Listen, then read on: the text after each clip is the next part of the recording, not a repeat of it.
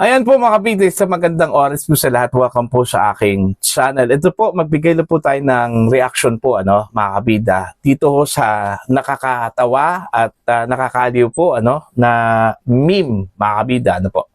Ni Pangulong Ferdinand Bongbong Marcos kung saan po ay ikinumpara po siya, mga kabida, po, kay Japanese anime character na si Lupin III, mga kabida.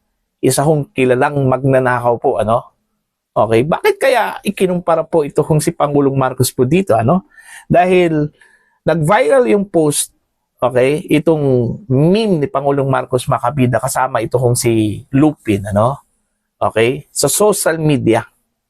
Alright? At isa po sa mga nag-react ko dito makabida, ito kung si Attorney Rowena Guanzon, dating COMELEC at COA Commissioner, mga kabida. Eto, babasahin ko lang po itong article po ng ang balita ngayon, mga kabida. Alright?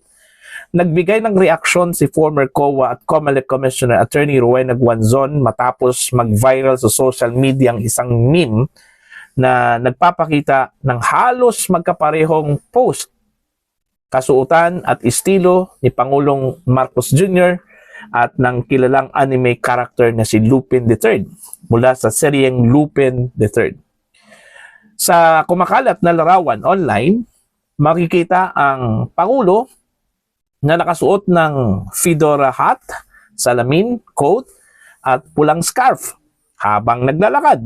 Isang forma na ikinumpara ng ilang mga netizens sa karakter ni Lupin III, isang sikat na fictional gentleman thief sa Japanese pop culture. Katabi ng larawan ng Pangulo ang ilustrasyon ng anime character na halos kapareho ng postura at outfit. Yan po, ipapakita ko po sa inyo yung nag-viral na post po, mga kabida, yung meme ni Pangulong Marcos, katabi po ito kung si Lupin III, mga kabida, Okay? O, halos magkapareho yung kanilang suot po, mga kabida. Alright, nakasombrero, nakascarf na pula, naka-coat, mga kabida, nakasalamin, Alright? Dahil sa pagkakahawig ng dalawang imahe, mabilis itong kumalat sa social media at naging paksa ng iba't ibang komento at meme. Isa sa mga nagbigay ng reaksyon ay si Guanzon na nagbiro tungkol sa pagkakahawig ng dalawang larawan. Sabi ko na napanood ko na ito dati mga kabida. Now, ano po ang ibig sabihin po dito sa pagkukumpara po kay Pangulong Marcos at kay Lupin III, mga kabida, Kasi bigla na lang itong lumitaw Nag-viral sa social media po, mga kabida. Iba't iba po ang nag-share ho dito. Alright? Hindi po natin alam kung sino po yung original po na nag-post po dito, mga kabida, kung saan po ay ikinumpara po itong si PBBM kay Lupin III. Ang tanong kasi dito, bakit po sila ikinumpara? Ano po yung pagkakahawig po sa kanila o pagkakahalintulad po sa kanilang dalawa, mga kabida? Alam naman po natin, siguro wala kung hindi po nakakilala po kay Lupin III, Si Lupin III po ay kilalang magnanakaw yan, sa isang anime TV series po sa Japan, mga kabida. Okay? Bakit po ikinumpara po si Lupin na isang magnanakaw kay Pangulong Ferdinand Bongbong Marcos? Nagnanakaw ba? Si Pangulong Ferdinand Marcos po, mga kabida? Okay? Kasi kung ang kanilang comparison lang po dito ay yung suot, halos magkapareho talaga, Yung suot po ni Pangulong Marcos, okay, na naka-sombrero, naka-salamin, naka-scarf na pula, naka-coat, mga kabida, O, ganun din yung si Lupin nung itinabi po si Lupin kay PBBM, So, halos identical po silang dalawa, mga kabida. Pero aside from that, okay, may mas malalim pa siguro, na dahilan kung bakit ikinumpara po si Pangulong Marcos, kay Lupin III. Okay, again, tanong ko po, magnanakaw ba si Pangulong Marcos, mga kabida? Diba? Kung pagbabasihan lang po natin yung mga nangyari po dito sa Pilipinas, ito kong kaliwat ka ng corruption, mga kabida, idinikit po nila ito kay Pangulong Marcos eh. Okay? Kumbaga, ang pasimuno daw, ang mastermind daw, si PBBM, mga kabida, ano po, no? Katulad na lang po dito sa issue po ng flood control projects, ano? May mga lumabas po na insinuations, mga kabida, na nagkapera daw dito si Pangulong Marcos, ano? In fact, doon ho sa video na inilabas po ni dating Ako Bicol Party List Representative Zaldico, ano, mga kabida, kanyang ibinunyag po na siya po ang responsable po sa pag-insert po ng 100 billion pesos po sa 2025 national budget, ano, mga kabida.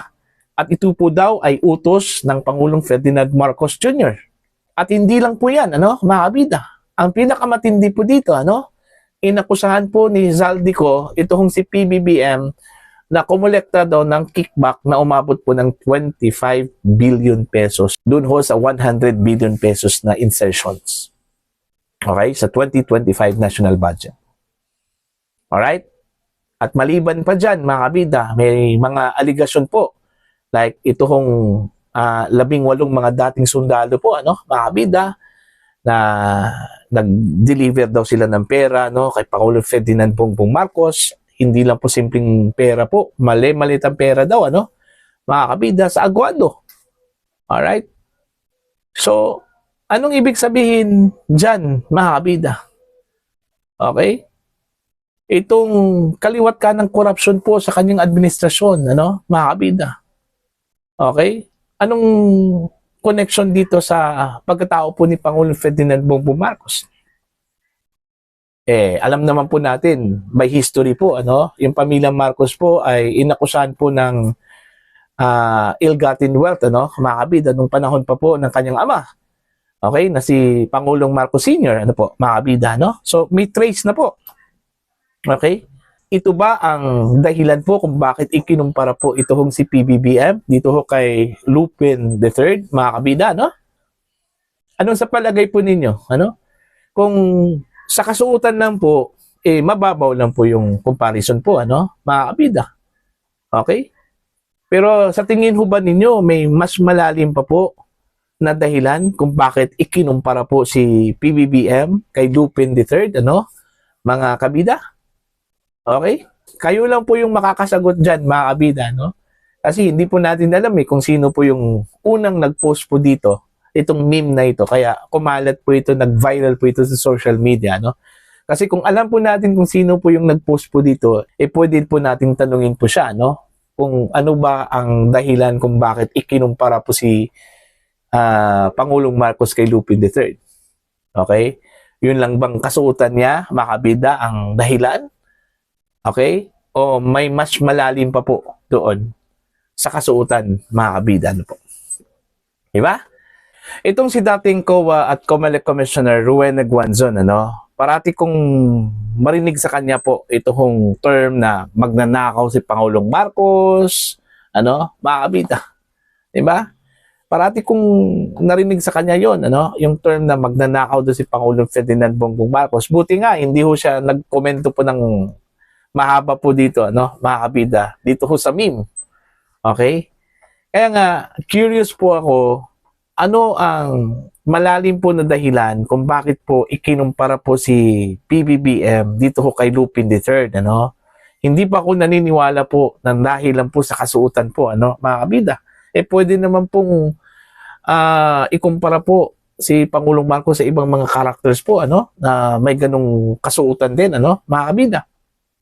Kaya nga ako personally, ano, naniniwala ho ako na mayroon pa pong mas malalim pa po na dahilan, ano, mga kabida, kung bakit po ikinumpara po ito kung si PBBM po kay Lupin III, ano po, mga kabida.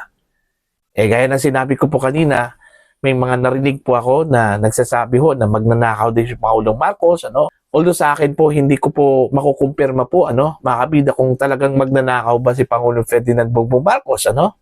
Dahil walang ebidensya po na magpapatunay po siya po ay nagnakaw po, ano, mga kabida. Pero marami ho tayong naririnig patungkol ho sa kanya, ano. May mga nagsasabi po na siya po ay magnanakaw, kurakot, ano, mga kabida. Katulad na lang po sa naririnig ko po kay dating COA at COMELEC Commissioner po, Attorney Rowena Guanzon, na tinawag po niya itong si PBBM na magnanakaw, mga kabida, po.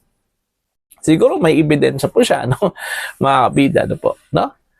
So, what do you think para po sa inyo, ito hong pagkumpara po kay Pangulong Marcos kay Lupin III, may mas malalim po na dahilan po ito, mga kabida? Hindi lang po simpleng doon lang po sa kasuotan po nila, sa postura po nila, mga kabida, po. Please comment down. Sa mga hindi pa po subscriber po sa akin channel, please subscribe.